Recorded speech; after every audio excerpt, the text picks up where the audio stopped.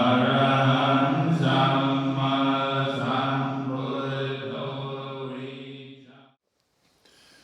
Namo tassa bhagavato arahato samma sambuddhassa. Namo tassa bhagavato arahato samma sambuddhassa. Namo tassa bhagavato arahato samma sambuddhassa.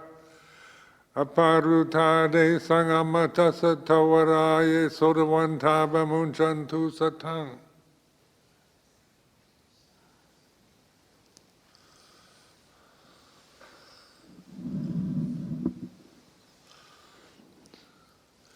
So this evening, the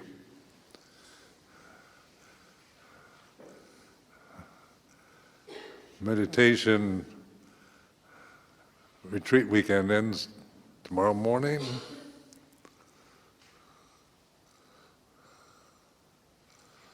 So we're thinking about tomorrow.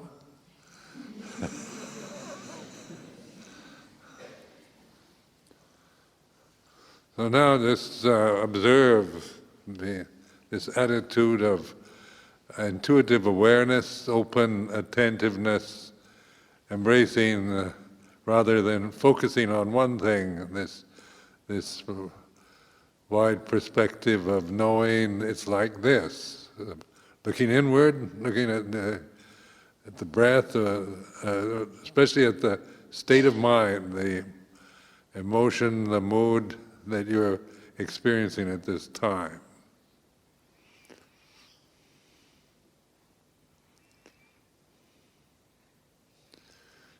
It's like listening, being the puto, the knower, rather than somebody that's trying to find something.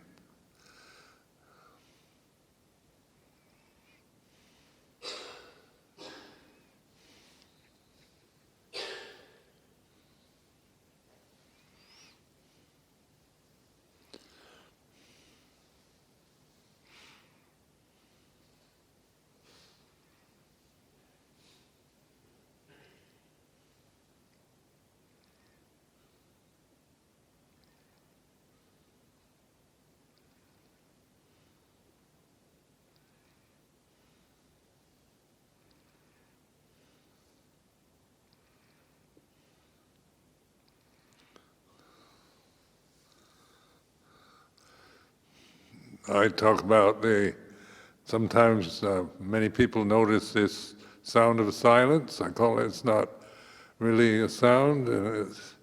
Silence says no sound, and sound is no silence, but it's one of those puzzling things, a kind of background resonating vibration, rather high-pitched, more like an electric, scintillating,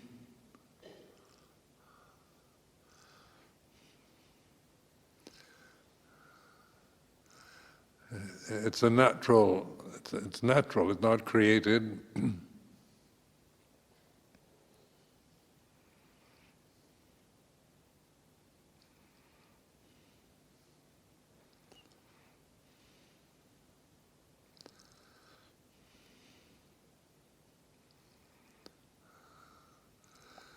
So this attitude of intuitive awareness, I've been emphasizing this,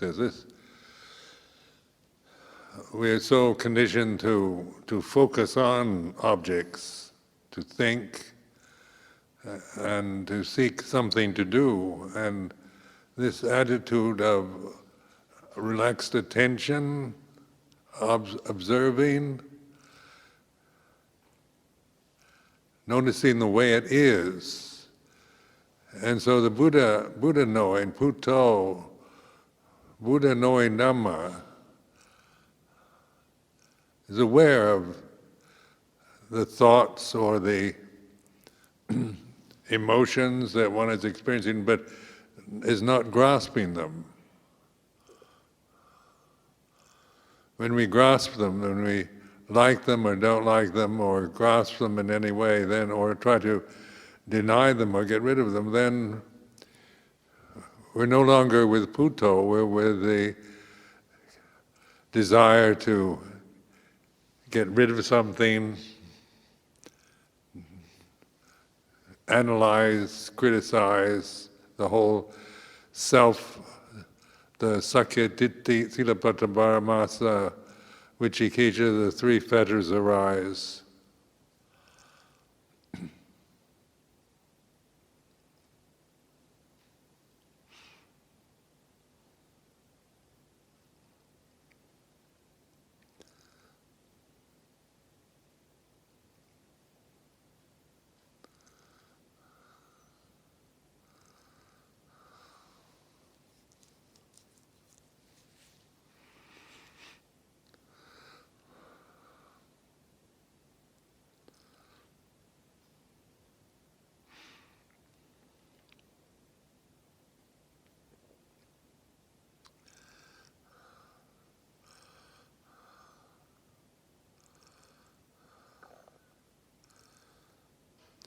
Emphasizing space and consciousness, then, gives us perspective on the conditions, on thinking and seeing, hearing, smelling, tasting, touching. We have perspective, like we see things in perspective. We're not just fascinated or reacting to a particular condition. Otherwise, we tend to just react to. If it's pleasant, we want to hold on to it. If it's unpleasant, we want to get rid of it. We're caught in just reacting to the qualities of conditioned phenomena. But with intuitive awareness or mindfulness, sati sampajanya, and wisdom, panya, then this is the door, the gate to the deathless, to the amatassa Torah, the gate to the deathless, to Dhamma, amatta Dhamma. Dhamma has no beginning or end, it has no form, no limitation, no boundary. But we can know Dhamma through awareness, through mindfulness and wisdom.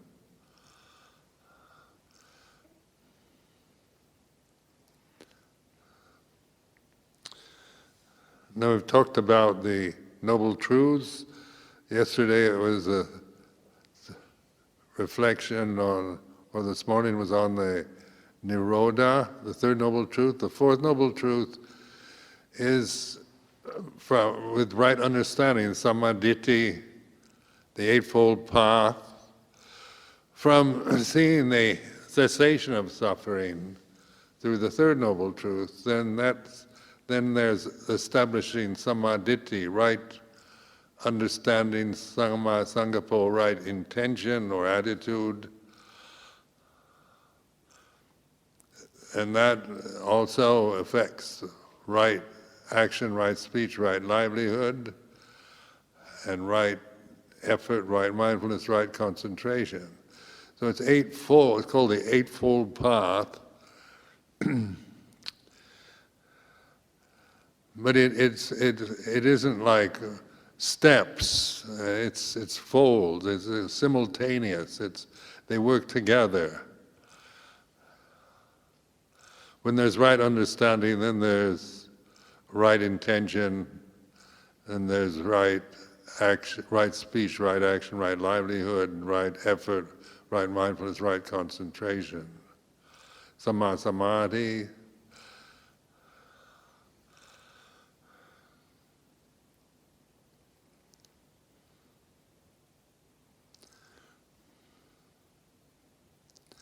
So sometimes they translate right, but I've heard it like samaditi in the Four Noble Truths context is like perfect understanding, because it's a perfection, it's understanding from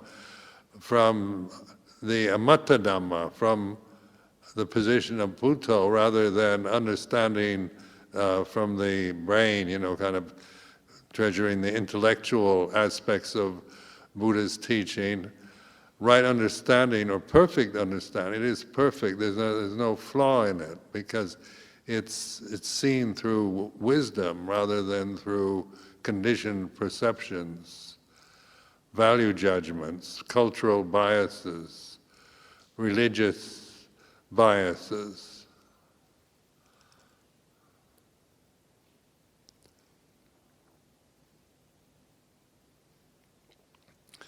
Now the definition of a religion is that which connects you to ultimate reality, whether it's Christianity or Islam or Buddhism. It's the purpose of any religion is in itself, its purpose, ultimate purpose is the way, is the door to the deathless, to ultimate truth. Whatever that religion calls ultimate reality varies, and then we argue about whether there's a God or not. Or the Muslims, they fight each other around, they both have the same deity, Allah, but then they manage to disagree on many other issues. So this is the problem of clinging to conventional forms, is we lose perspective. We lack that perspective of our own kind of emotional, personal reactions to experience, to life. With right understanding, samadhi, we can be aware, we have awareness. If we feel angry or offended by what somebody says, we still feel it, we know it's, but we're no longer attached to it.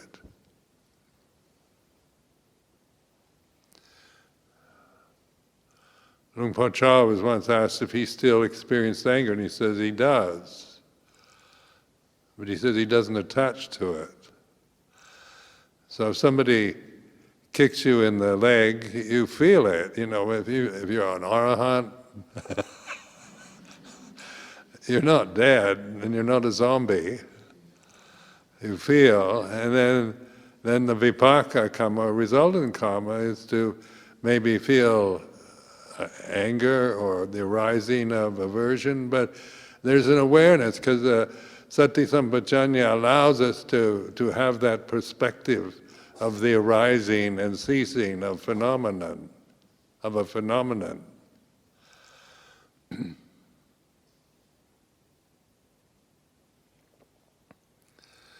And then the insight, the statement there is the Eightfold Path, the way to live without creating suffering. And the Bhatipata is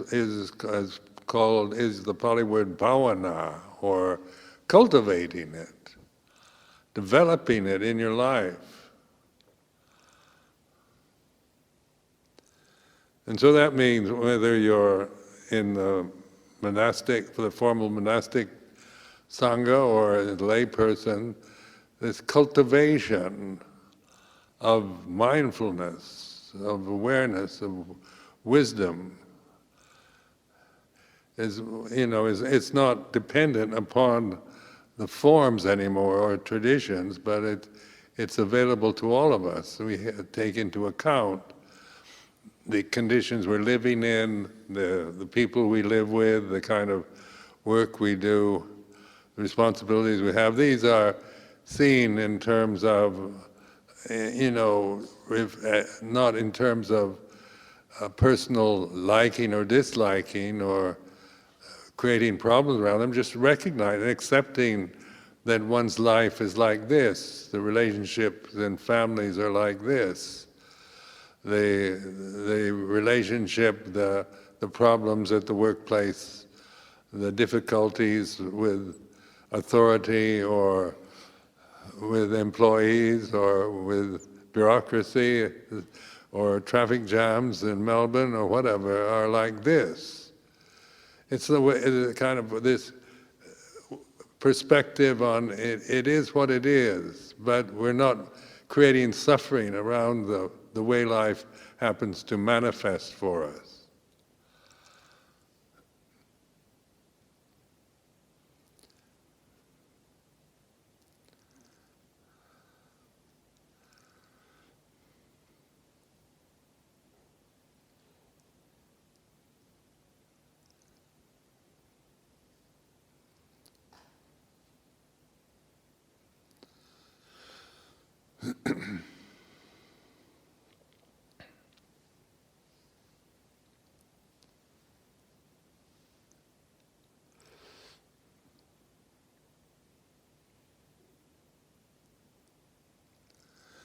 Now the reminder to oneself, you can do this wherever you are, Paccuppanna Dhamma, here and now.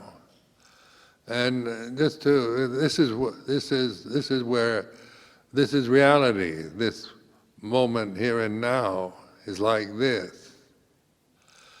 And we see it in terms of a time concert as a moment. I mean, it's not very long.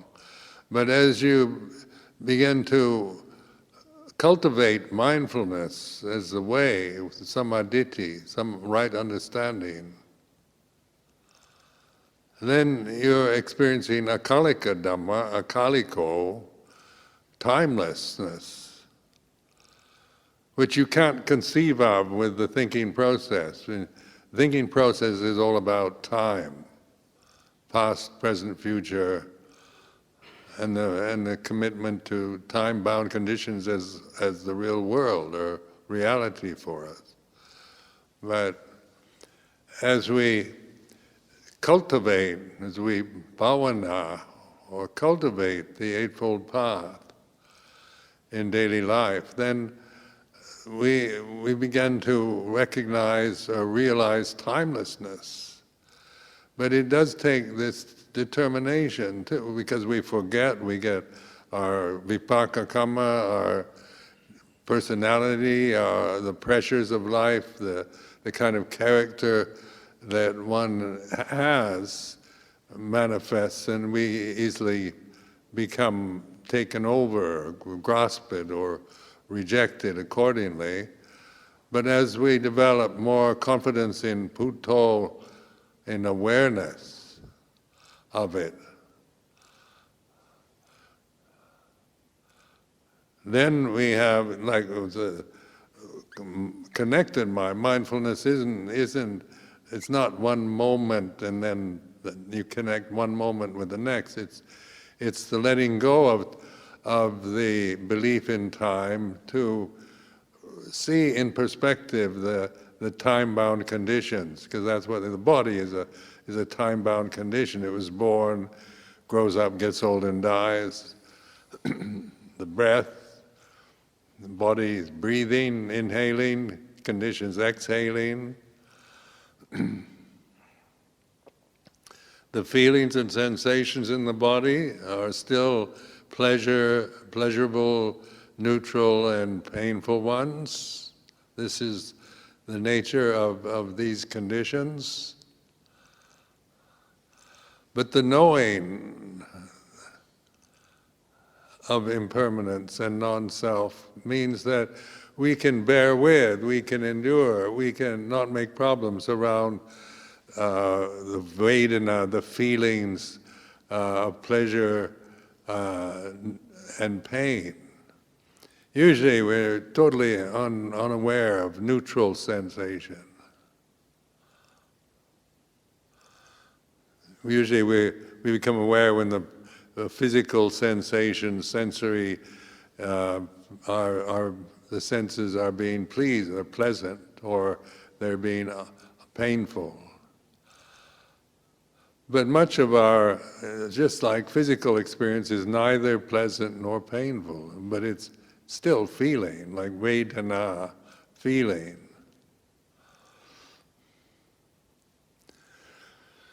So in body contemplation, you're aware of just the way your clothes touch your skin, when you notice, you're aware of that, unless the belt is too tight or something painful about what you're wearing. But most of us don't, if it's not uncomfortable, we never notice neither pleasure nor painful Vedana or feeling. But we can pay attention to it, just like we're including it in the conditioned realm. That conditioned phenomena has these feelings, these qualities, pleasurable, neutral, and painful. And the knowing, isn't it, this awareness of neutral sensation, it doesn't arouse Sakya Ditti so much. It's not like, I really like my neutral sensations, where we do get, we long to have the pleasurable ones, the pleasant bodily sensations. And we worry that we might experience, or we don't like the unpleasant, painful ones.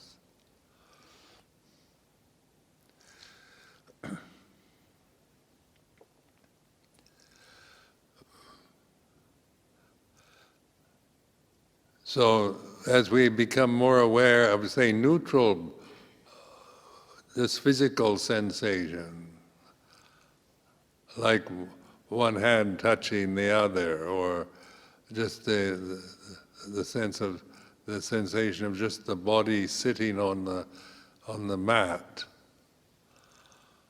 or your clothes touching your skin, or whatever, you're moving towards more equanimity, because it isn't arousing pleasure or pain. So these kind of body sweeping practices, where you go through the sensation of the body from top of the head to the bottom of the feet and back, the body really likes that kind of attention. So we begin to notice parts of our body that we don't bother to notice unless they're painful or pleasurable.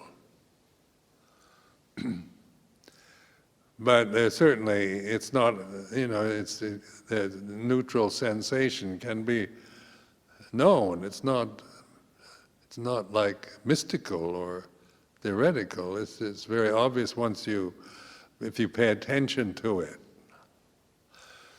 Pleasure and pain, it grabs our attention. We like that and want to keep it. It arouses kama danha and bhava, and painful sensation, physical sensation, is vipava danha. We want to get rid of it.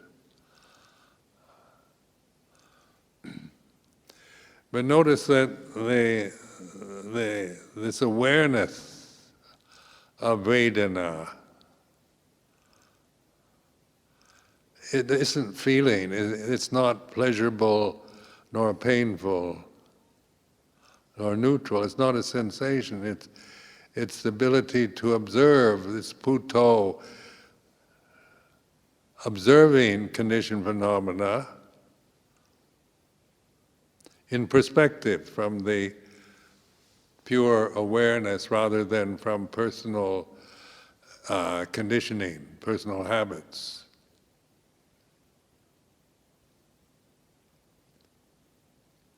So many probably in Australia they do this. There's in teaching mindfulness practices to deal with people that suffer from chronic pain. Has been quite effective in hospitals and in treating people that have chronic pain, not just that you can't just get rid of through aspirin or paracetamol or anything like that. You've got to live with a continuous unpleasant sensation.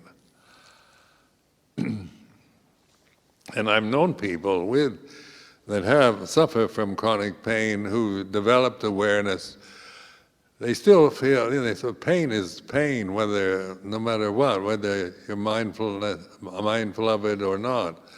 But there's the aversion to the pain is the first noble truth, where the pain in the body arises through conditions, through illness, through accidents or whatnot. But the body is a sensory condition, so it's going to feel something. That's its nature. But our relationship to it changes from seeing the pain as something I don't want to get rid of, and try to take medicines and narcotics or whatever to stop the feeling, the sensations of pain, or to reduce them. Or with mindfulness, it's not about running away from it, but not creating aversion, not creating suffering around pain. And so this is a wisdom faculty operating, because there's the two. There's the actual sensation, and there's the aversion to it. With mindfulness, sati sampajanya, then we can accept, we can bear with pain, conditions, unpleasant conditions, negative situations. These are part of this realm, the negative side of it, the painful side of it, the dark side of it. This we can endure. What we can endure is our aversion, our wanting to get rid of it, and our desire to experience only pleasurable sensations, high sensations.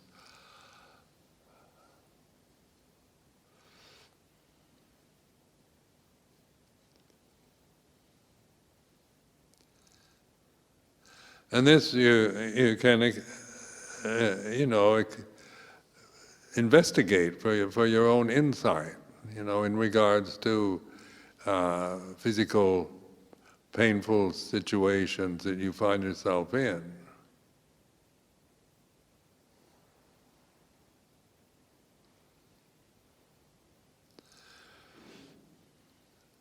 I've never experienced chronic pain, so I can't speak from experience. But I know people that have that,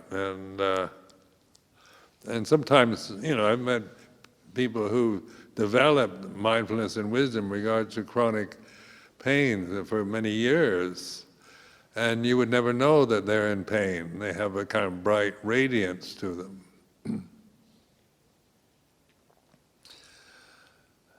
And so, I asked one, and this was in England, and I said, you look so happy, so kind of positive all the time. You don't have any more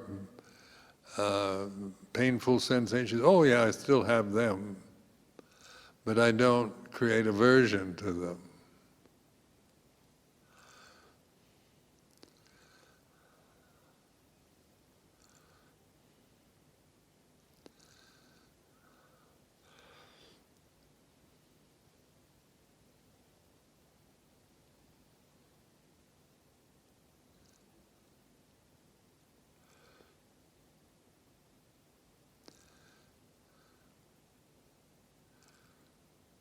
Sammaditthi then is right understanding. It's from the insight into the first three noble truths. There is suffering. Suffering should be understood. Suffering has been understood. Three aspects to each noble truth.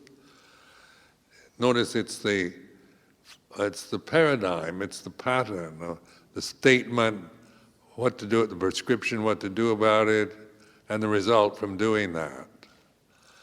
And that's the three aspects to each noble truth have that kind of formula. The statement, the intellectual statement, the prescription, what to do about it, suffering, what to do about it should be understood.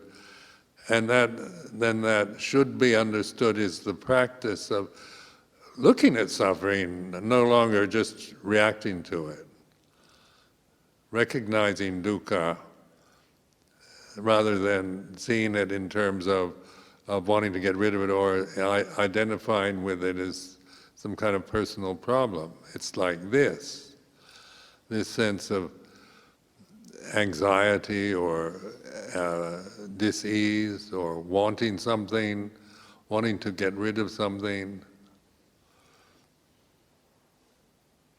Many people have talked to me about that they think all the time. They want to get how to stop thinking, because the idea people want to get samadhi, want to get tranquil, want to get blissed out on tranquility. I mean, we have this longing to get into a state where we're, in the terms of people smoking pot, they get blissed out. And the sense of kind of, getting this incredible high, or tranquility, just if you've got an active, busy mind, or there's a lot of anxiety or problems, or just the movement of kind of refined concentration is incredibly pleasant.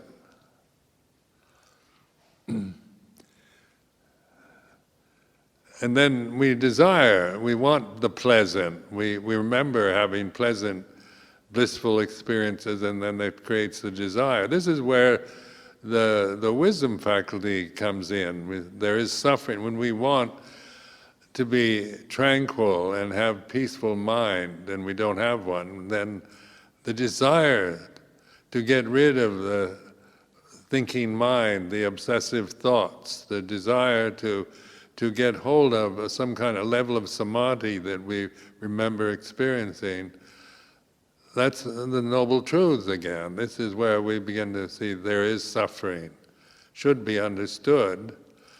And then this is, to understand suffering, you have to accept it for what it is. You'll never understand anything if you just react to life. You'll never understand other people if you just react to them with like or dislike. It's learning to individual human beings the way they are. It's to understand them. You have to accept the way they are rather than just criticize them because they're not what you particularly approve of or like. To understand suffering, it has to be accepted for what it is. It's like this. And then this reflection, it's like this. Notice, it's just a way of thinking that stops the critical mind, because it's not a value judgment about anything. It's just noticing, a reminder to notice this is what I'm feeling right now. It's like this.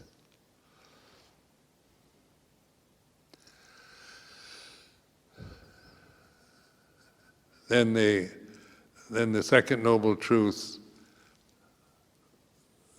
the statement, there is the cause of suffering, which is avijja, ignorance of Dhamma, and the desires that arise that we attach to. Notice the cause of suffering isn't desire. It's not. Desire is not the cause of suffering, it's ignorance. And desire, and to recognize that the sense world that we're experiencing through the human body, through the senses, is a desire realm.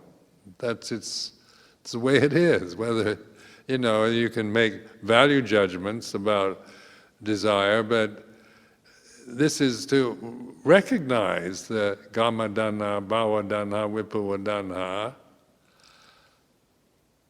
but no longer from avijja or ignorance, but through wisdom. They are conditions that arise and cease. And this kind of knowing when there's desire to get something you don't have. So you have a memory of some previous meditation retreat where you felt very blissed out. You had wonderful insights, wonderful memories from this, and then you want to have that again, and then you recognize there's suffering, wanting to get something that you remember is dukkha, is suffering. So by recognizing that as a noble truth, then the wisdom can inform you about the nature of desire as impermanent, as anicca, as anatta.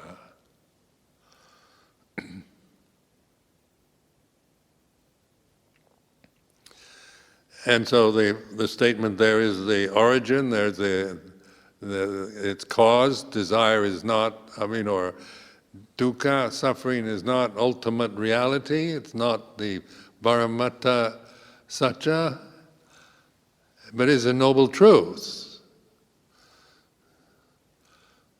So we're putting it where in that category of a noble truth, something to learn from rather than something to try to get rid of. So then the insight, the patipattha, is letting go of desire, which is not, and letting go sometimes, and when I've taught retreats, and people think when I'm talking about letting go, it's like getting rid of. There's an assumption that we should get rid of desires. But it's not getting rid of them, it's letting them be, leaving them alone, losing that grip, that blind grasping, either in following desire or the vipassana, trying to deny it, get rid of it, or suppress it. And what is it that knows all this? What is it in us as individual human beings that knows? It's not sakkaya ditthi, it's not ego, it's not personality, it's not cultural conditioning. It's knowing, it's Bhutto, Dhammo, Sangho, it's Bhutang Saranang Gacchami. And these are the terms we use because they're quite useful and skillful when we're using the thinking process. We're using thinking now as guide rather than just an obsessive thinking habit.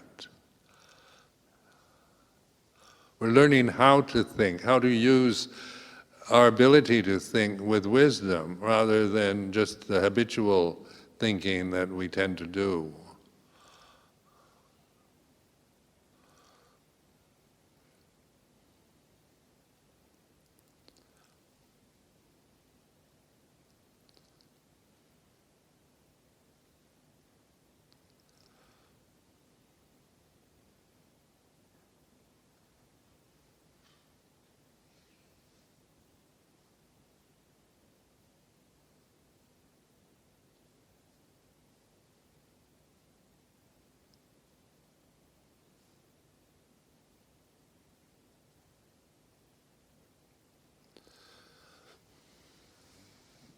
Then through letting go, the practice of letting go,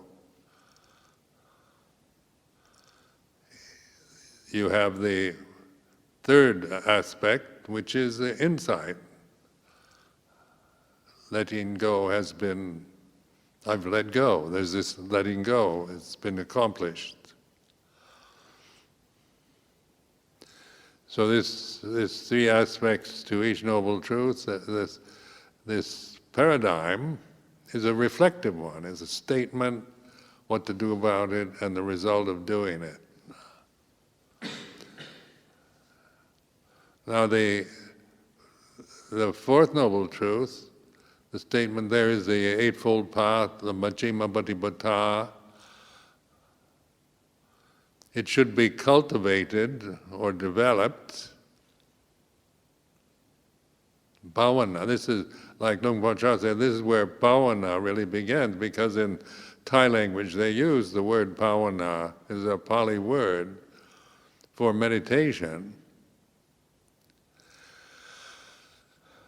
But it's the practice of the Eightfold Path. And then the insight,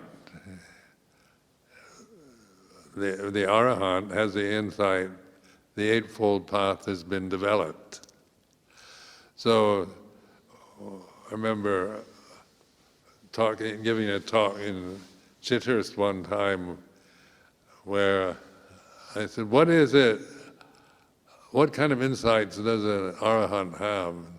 They're all looking at me, expecting some kind of, then I'm talking about, I said, they have insight into the 12 insights into the Four Noble Truths. So there's three, each aspect is an insight, and there's 4 truths with 3 aspects, that's 12 insights.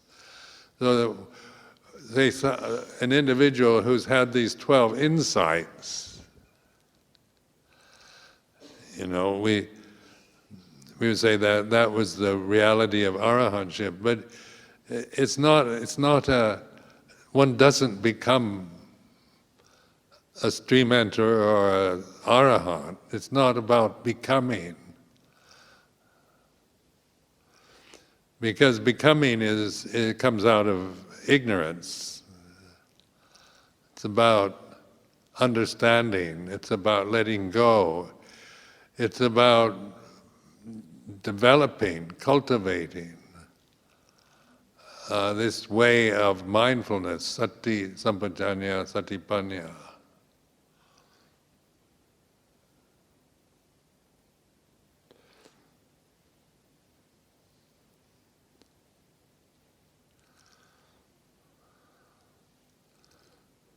So this opportunity for this weekend is it's given me a chance to share what I've learned in my life as a meditator, as a bhikkhu, and it's meant to be an encouragement. And even though the way I talk it's meant to stimulate, to try to challenge just obsessive thinking and cultural conditioning, taking for granted, or just following one's own opinions and views. Because Buddhism being a convention, being a religion, being so old a religion, there's many people are identified as Buddhists, but then they're conditioned to think of themselves as Buddhists, so it's still Sakya Ditti. where the Buddha, the aim of the whole Buddhist teaching and the brilliance of it, the importance of it isn't in to just identify as being Buddhist, but in realizing Dhamma, recognizing, realizing, cultivating this Eightfold Path.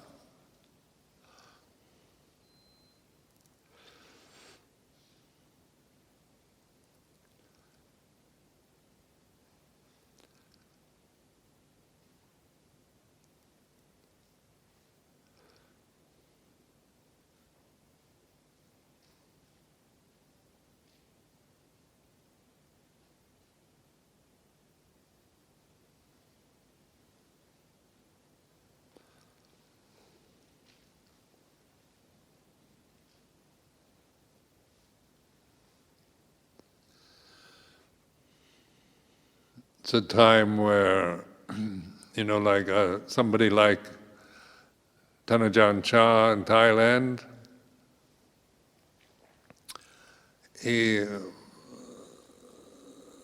he seemed to have a profound effect on many of us.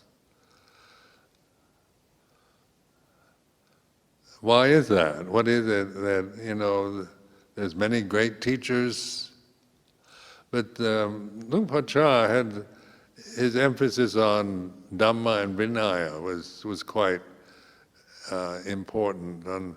He emphasized working together on Sangha harmony, on helping each other. So the Sangha is, when I went to stay at Wat Pah Pong, I had to join in work projects, and every day there was what they call Kor Wat, or the routine of the daily life, and it was quite busy actually, and I was longing to just go off and practice samadhi and not have to do all these other things. But the way that Luang Por Chah emphasized what they call samakhi, or togetherness, or working together, helping each other, was quite new for me, because Americans, we don't value that. It's what each one for themselves. And so it's learning you have, in the monastic tradition, with Vinaya, we all agree to live within that restraint. And then in the Sangha life, where many monks living together, we all have our preferences, our views, our particular individual characters we can be quite, we like certain ones better than others, and we don't like some at all, or we have problems with authority. Western monks tend to have more problems with authority than Thai monks, because, like speaking from the American position, you've got this kind of dysfunctional society about equality and freedom, and so you don't, you see authority as something threatening, and like a tyrant, and you've got this idea that I'm just as good as President Obama. Why should I pay respect or look to him as anything other than just another bloke, really? We might apply that to monastic life. We're all equal, Ajahn Chah and myself. But these are the attitudes that come from attaching to the idea of equality.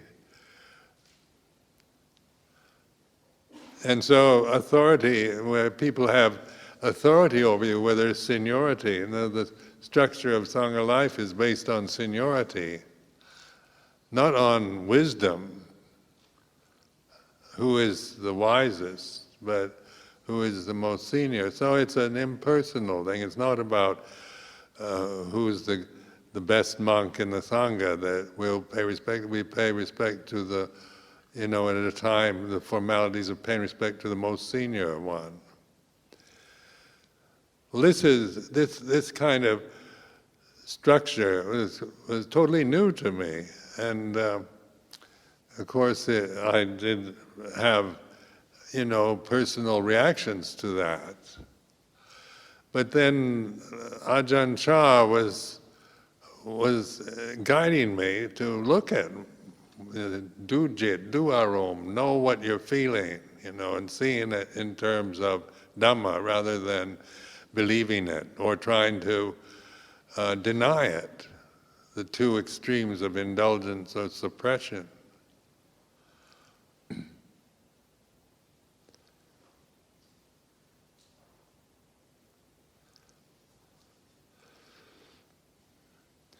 So then you have this sense of equality and freedom, but now the West is plagued with political correctness. You you're free, there's free speech. You're free to say anything you want, but you can't offend anybody. So, the political correctness is you've got to say things in a way that nobody's going to be offended by anything you're saying. And so it's very, this is called dysfunction. Where is, nobody's talking about samma vaja or right speech, about how to use speech. What is speech for? It's for thinking, it's for communicating. And samma vaja is being responsible. Well, it takes wisdom, mindfulness to have samma vaja, way of using speech for communicating something, communication, for thinking in skillful ways, rather than just being habitually caught up in talking from emotional reactions, like some people just, whatever goes through their mind, they spill out through speech. So whatever goes through the mind is never, is not recognized, it just comes out through the mouth. And they tend to offend all kinds of people. But then there's the other extreme where we're afraid to say anything because we might upset somebody. But then there's samma vaja, where it's learning how to use speech, how to use the English language or Thai language or the language that we're speaking, how to use it skillfully. Because it's a tool to use, it's not something to despise or to try to annihilate, but how to think, how to speak with wisdom is the challenge we all face.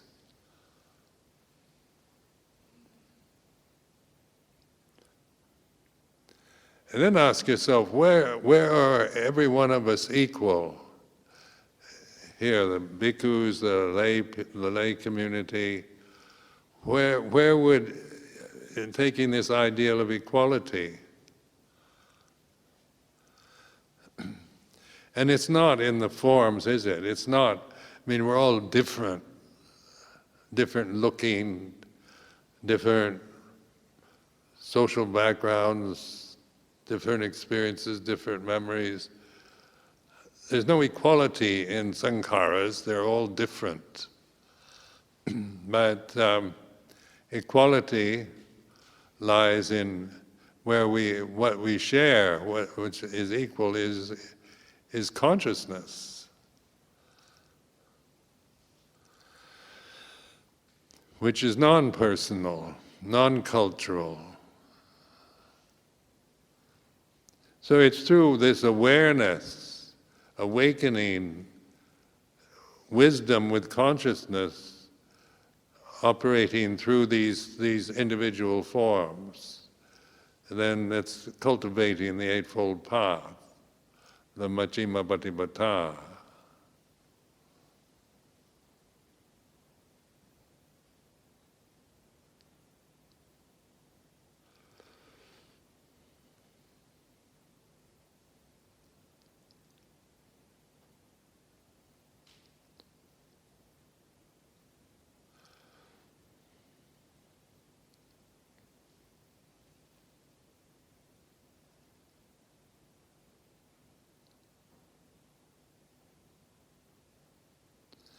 Actually, when I was living at Wat Pa Pong, I kind of found it a relief to have a structure that wasn't based on ideals, but on seniority, because I was the junior monk at the end of the line of bhikkhus. There were about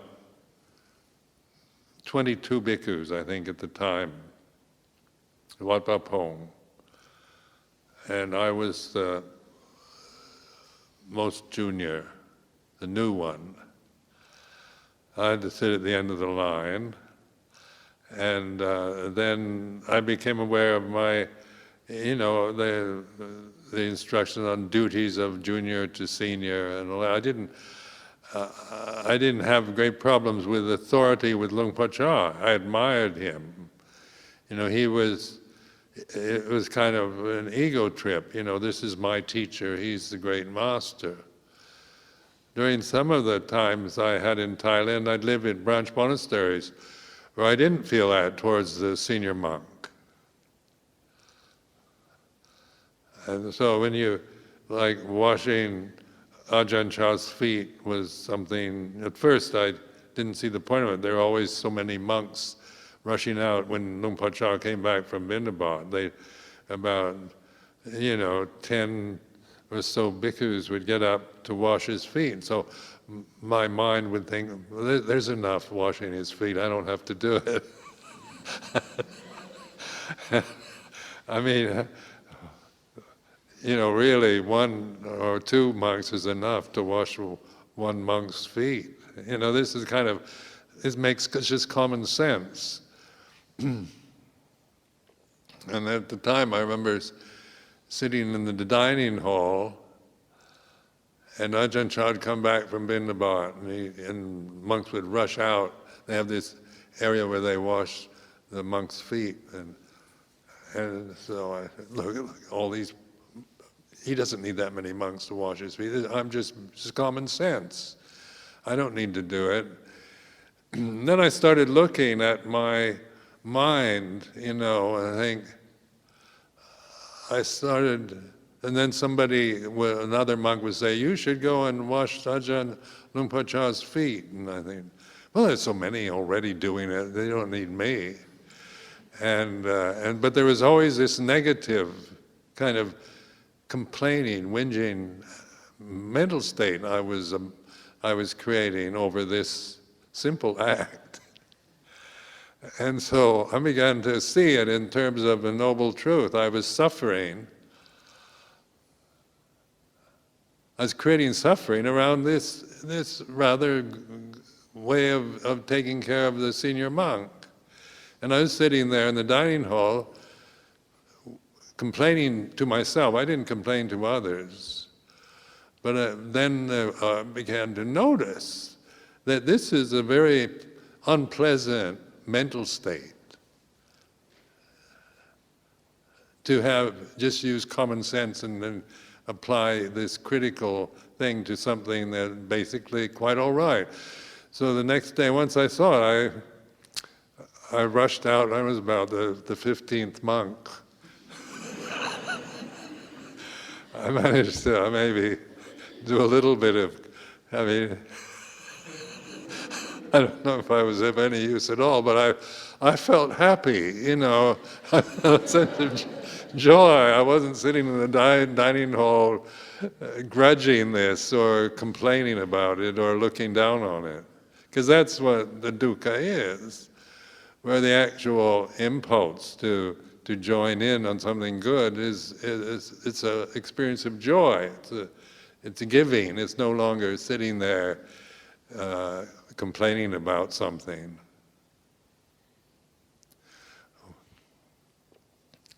When I went to live in England, and the English are always complaining about the weather. I mean, when you greet them, they say, oh, it rains too much. Or you have a heat wave and they say, it's too hot. And it's a kind of way of just breaking the ice, of talking, of discussing things, But it leads to this sense that, of greeting people with complaining about the weather. Whatever the weather is. And England, of course, has a reputation for being rainy. But I'm from Seattle, Washington, which is rainier than London, by the way. and it has a very similar climate. The Pacific Northwest, where I grew up, isn't that much different in climate-wise from southern England. So then I'd hear people, living in England as an American for the first time, you hear this kind of negative playing. And some of the monks I was with were, it rains too much, and And when you know, in the movies, when they always want to show that it's in England, it's usually raining. So everybody thinks the English weather isn't any good. But actually I quite liked the English climate. And I determined when I went there not to complain about it. So the result of that is I lived in England for 34 years, and most of my memories are quite pleasant. I don't think about the rainy days. I remember the beautiful spring sunshine days. England is incredibly beautiful in the springtime, especially like at Chithurst or at Amravati.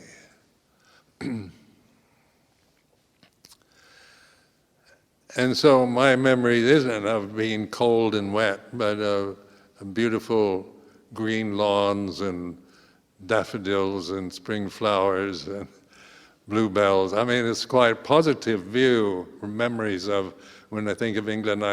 That's what comes up in terms of images rather than drizzly rain and cold, wet weather. Then in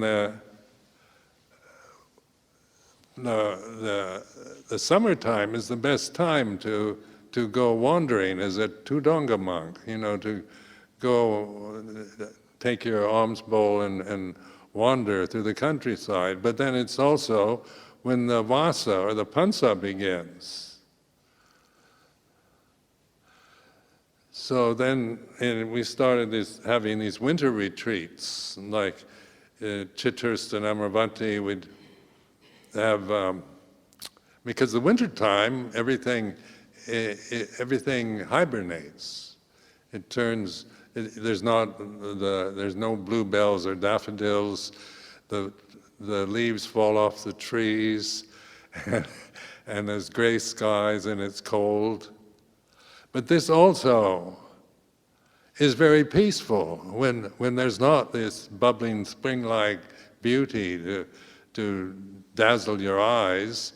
It's a time for hibernation. Animals hibernate, things go inward. So I always found talk about the English winters as being unpleasant, but actually as a monk I found I really enjoyed the English wintertime because it was a really good time for meditation,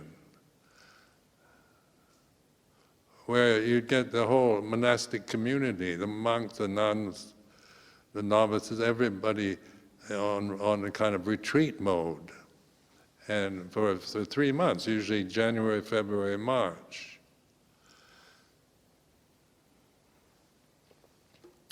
So it's how you want to look at life. It's up to you how you relate to the things around you, the environment you're in, or your own body, or the society that you're living in. It became apparent that to live in England, I'd have to accept England as it is, not compare it to Thailand or America. So instead of always compare, Americans tend to always compare everything to the United States. I wouldn't do that. I decided to accept English society, English manners, English culture the way it is. It's like this. And in this day, I felt a sense of a non-critical acceptance of it. It is the way it is. And then, of course, it is a very nice country to live in, basically. So I didn't have any, like personal or bureaucratic problems. They're very tolerant towards other religions. So I never felt prejudice or that I was regarded as inferior in any way. They seem to go out of their way to try to support other religions, because Britain is now a multicultural, multi-religious country.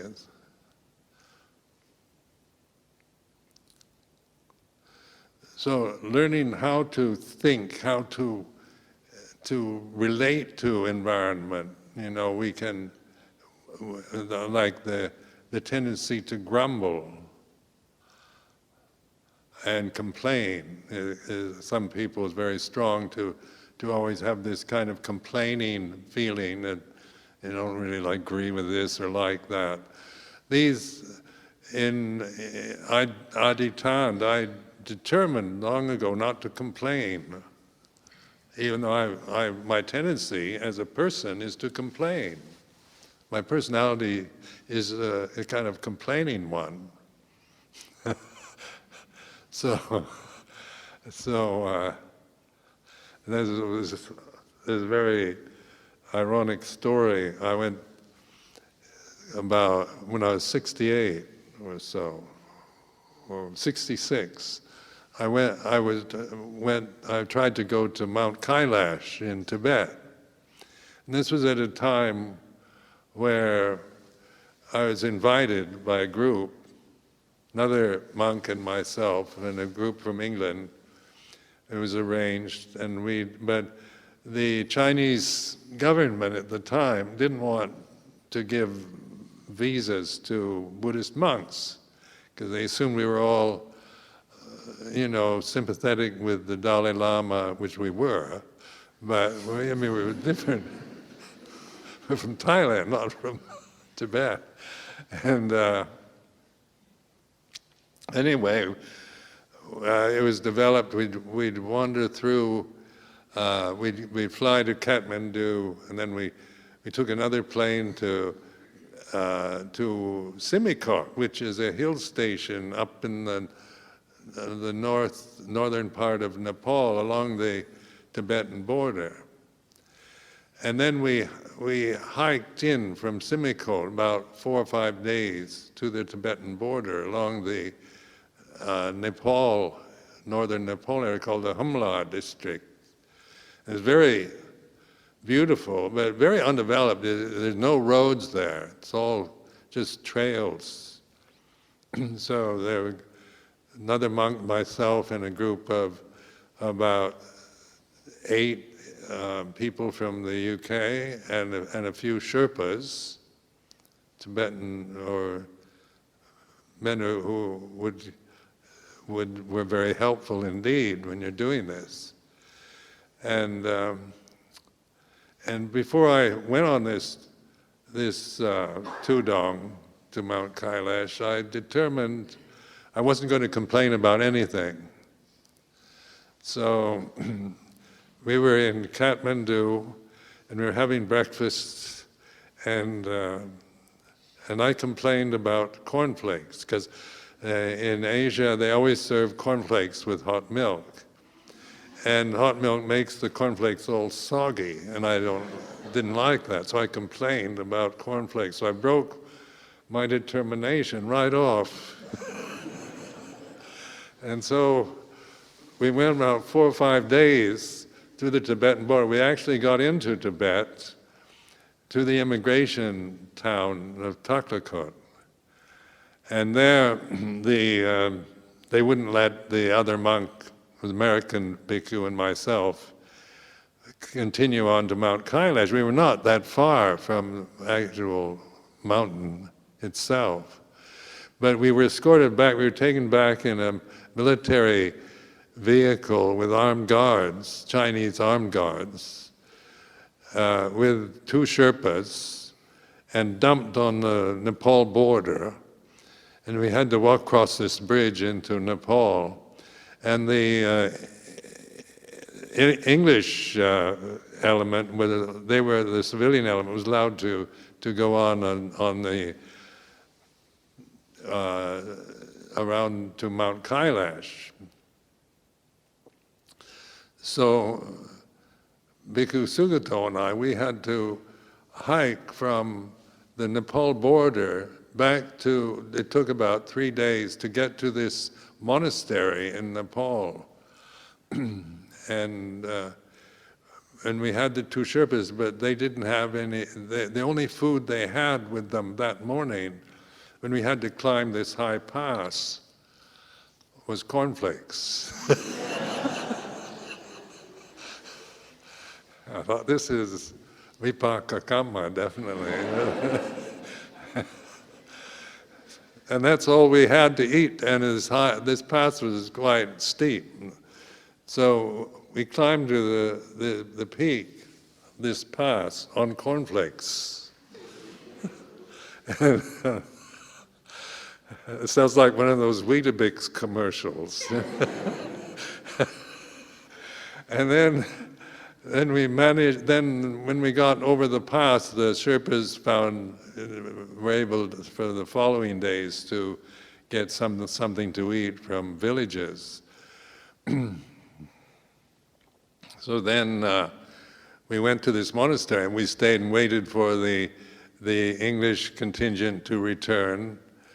And then we went on, we trekked back to Sumedho, the hill station, and then flew back to Kathmandu. And we stayed at the Vishwashanti Vihara in Kathmandu for a few days. And the irony of this whole story is that we're waiting, the Vishwashanti Vihara is near the airport, Kathmandu, and and Sukito and I were waiting for the taxi to come take us to the airport. And this Nepali woman comes in the room with a gift-wrapped present. You know, it's nicely wrapped, nice wrapping paper and satin ribbon. And so she offers this to me before I leave, and I unwrap it, and it's a box of cornflakes.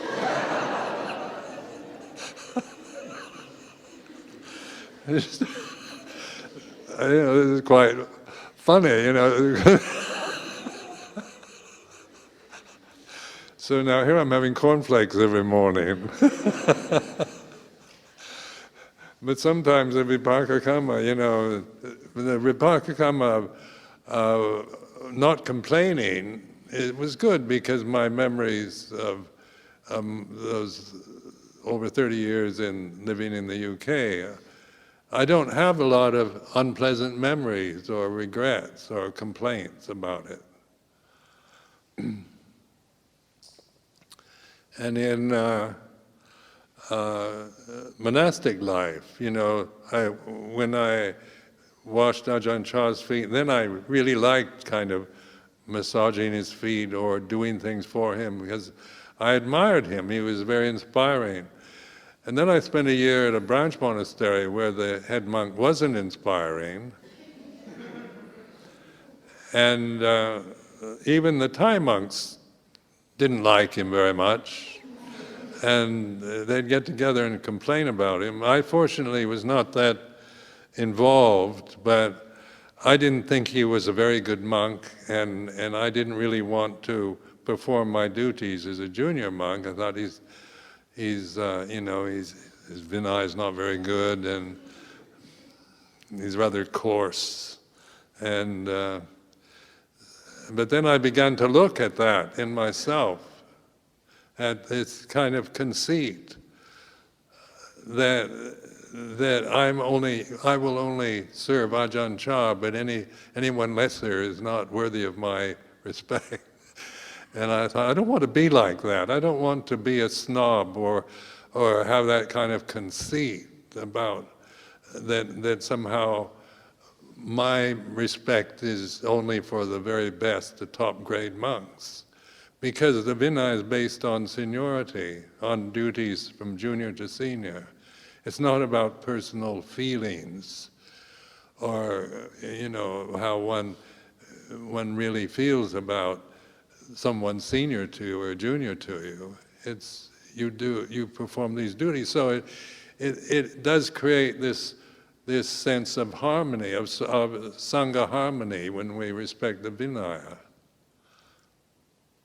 And it's important to learn these things because the American system is about equality and freedom, free speech, human rights, but it's a very competitive system.